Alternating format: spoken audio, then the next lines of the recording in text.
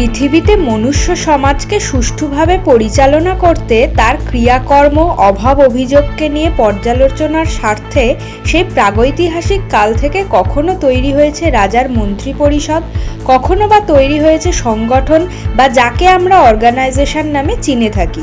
এই রকমই পরীক্ষায় এসেছে বা আসতে পারে এরকম ইম্পর্টেন্ট কিছু ইন্টারন্যাশনাল অর্গানাইজেশনের হেডকোয়ার্টারের লোকেশন কিভাবে মনে রাখা যায় তাই নিয়েই আজকের আমাদের এই ভিডিওতে আলোচনা করব।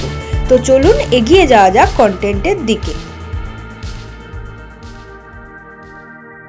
আমরা প্রথমে দেখে নেব নিউ ইয়র্কে অবস্থিত বেশ কিছু বিখ্যাত ইন্টারন্যাশনাল অর্গানাইজেশনের সম্পর্কে। এখানে অবস্থিত প্রধান ইন্টারন্যাশনাল অর্গানাইজেশনগুলির হেডকোয়ার্টারগুলি হল United Nation Organisation, United Nation Population Fund বা যাকে আমরা UNFPA নামে চিনে থাকি, United Nation Children's Emergency Fund বা UNICEF, United Nation Security Council বা UNSC এবং UN ওমেন।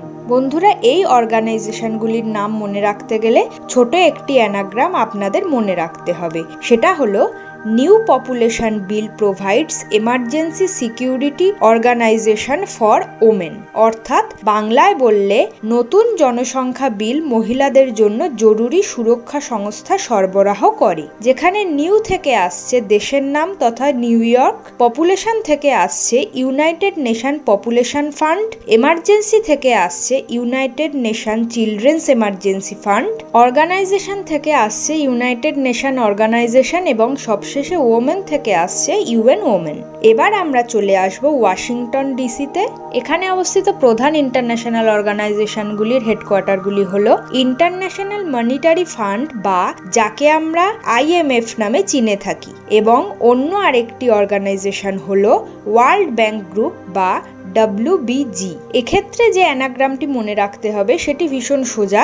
দেখুন, 2018 সালে একটি সার্ভে অনুসারে সারা বিশ্বের মধ্যে আমেরিকা হলো মোস্ট পাওয়ারফুল কান্ট্রি, যার পরেই আসে রাশিয়া। আর আমরা এটাই তো সবাই জানি যে আমেরিকা সারা বিশ্বের কর্পোরেট মার্কেটে ডমিনেট করছে। অর্থাৎ আমেরিকার রাজধানী ওয়াশিংটন ডিসি থেকে সারা বিশ্বের ব্যাংকগুলিকে মনিটর করা হয়, যা থেকে আসছে ব্যাংক মনিটারি পলিসি এবং ব্যাংক থেকে আসছে ওয়ার্ল্ড ব্যাংক গ্রুপ এবং মনিটারি থেকে আসছে ইন্টারন্যাশনাল মনিটারি ফান্ড। এরপর চলে আসছি আমরা ভিয়েনাতে। এখানে অবস্থিত প্রধান ইন্টারন্যাশনাল অর্গানাইজেশনগুলির হেডকোয়ার্টারগুলি হলো United Nation Industrial Development organisation বা UNIDO, International Atomic Energy Agency বা IAEA।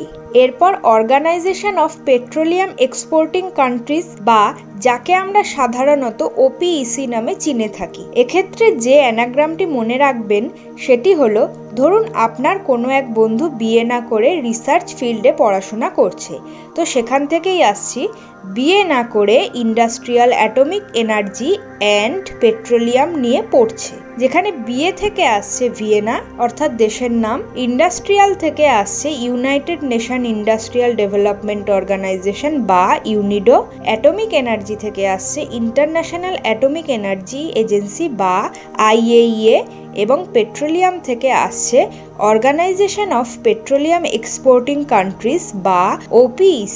এবার আসছি লন্ডনে। এখানে অবস্থিত প্রধান ইন্টারন্যাশনাল অর্গানাইজেশনগুলির হেডকোয়ার্টারগুলি হলো amnesty international, Commonwealth of nation এবং ইন্টারন্যাশনাল মেরিটাইম অর্গানাইজেশন। এখন এই কয়েকটি অর্গানাইজেশনের নাম মনে রাখতে যে অ্যানাগ্রামটি মনে রাখবো সেটি বলার আগে একটা ছোট্ট ব্যাপার বলতে চাই। দেখুন, আমরা সবাই জানি যে কদর্য উপায়ে বা ন্যাস্টি ওয়েতে অর্জিত ধনসম্পদ তথা ওয়েলথ কখনোই স্থায়ী হয় না, সময়ের আগেই শেষ হয়ে যায়। আর এক্স্যাক্টলি এটাই আমাদের কিওয়ার্ড। আমাদের অ্যানাগ্রামটি হলো ডনদের সমস্ত ন্যাস্টি ওয়েলথ টাইমের আগেই শেষ হয়ে যায়। যেখানে ডন থেকে আসছে লন্ডন অর্থাৎ দেশের নাম, ন্যাস্টি থেকে আসছে অ্যামনেস্টি ইন্টারন্যাশনাল, ওয়েলথ থেকে আসছে কমনওয়েলথ অফ নেশন এবং টাইম থেকে আসছে ইন্টারন্যাশনাল মেরিটাইম অর্গানাইজেশন। চলে আসছি প্যারিসে। এখানে অবস্থিত প্রধান ইন্টারন্যাশনাল অর্গানাইজেশনগুলির হেডকোয়ার্টারগুলি হলো অর্গানাইজেশন ফর ইকোনমিক কোঅপারেটিভ এবং ডেভেলপমেন্ট বা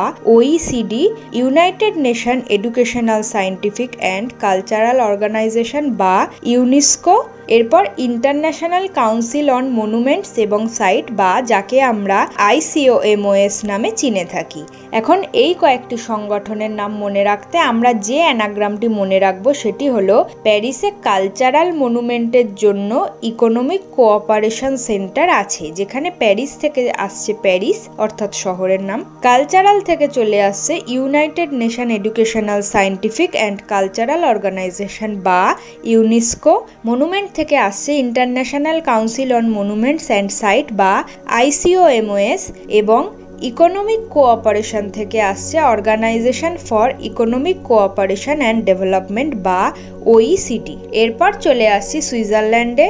এখানে অবস্থিত প্রধান ইন্টারন্যাশনাল অর্গানাইজেশনগুলির হেডকোয়ার্টারগুলি হলো International Organization for Standardization, World Meteorological Organization, World Wide Fund for Nature and IUCN, WHO, United Nations High Commissioner for Refugees, International Committee of the Red Cross, International Telecommunication Union, Joint United Nations Programme on HIV/AIDS, UN office for disaster risk Reduction. এখন এতগুলি নাম মনে রাখতে গেলে যে অ্যানাগ্রামটি একটু বড় হবে সেটা তো বুঝতেই পারছেন, এবং তাছাড়া সিঙ্ক্রোনাইজড অর্ডারে এতগুলো সংগঠনের নাম মনে রাখাটাও নেক্সট টু ইম্পসিবল। তো এক্ষেত্রে আমাদের অ্যানাগ্রামটি হলো সুইজারল্যান্ডের standard meteorological healthy nature refugee লেবারদের টেলিফোনের মাধ্যমে ইকোনমিতে প্রপার্টি ট্রেডের ক্ষেত্রে রিস্ক কমিয়ে দেয়, যেখানে স্ট্যান্ডার্ড থেকে আসছে ইন্টারন্যাশনাল অর্গানাইজেশন ফর স্ট্যান্ডার্ডাইজেশন অর্থাৎ UNAIDS, মেটিওরোলজিক্যাল থেকে আসছে ওয়ার্ল্ড মেটিওরোলজিক্যাল অর্গানাইজেশন তথা WMO, হেলদি থেকে আসছে ওয়ার্ল্ড হেলথ অর্গানাইজেশন অর্থাৎ WHO, নেচার থেকে আসছে World Wide Fund for Nature এবং IUCN তথা International Union for Conservation of Nature, refugee থেকে আসছে United Nations High Commissioner for Refugees অর্থাৎ UNHCR, লেবার থেকে আসছে ইন্টারন্যাশনাল লেবার অর্গানাইজেশন অর্থাৎ ILO, টেলিফোন থেকে আসছে ইন্টারন্যাশনাল টেলিকমিউনিকেশন ইউনিয়ন অর্থাৎ ITU, ইকোনমি থেকে আসছে ওয়ার্ল্ড ইকোনমিক ফোরাম, প্রপার্টি থেকে আসছে ওয়ার্ল্ড ইন্টেলেকচুয়াল প্রপার্টি অর্গানাইজেশন অর্থাৎ WIPO, ট্রেড থেকে আসছে ওয়ার্ল্ড ট্রেড অর্গানাইজেশন এবং UNCTAD, United Nations Conference on Trade and Development, risk থেকে আসছে UN office for disaster risk reduction অর্থাৎ UNDRR। এছাড়াও মনে রাখবেন International Committee of the Red Cross এবং Joint United Nations Programme on HIV/AIDS এর হেডকোয়ার্টারগুলো এখানেই অবস্থিত। এরপর চলে আসছি রোমে। এখানে অবস্থিত প্রধান ইন্টারন্যাশনাল অর্গানাইজেশন হেডকোয়ার্টারগুলি হলো International Fund for Agricultural Development অর্থাৎ IFAD, Food and Agricultural Organization তথা FAO, ওয়ার্ল্ড ফুড প্রোগ্রাম তথা WFP।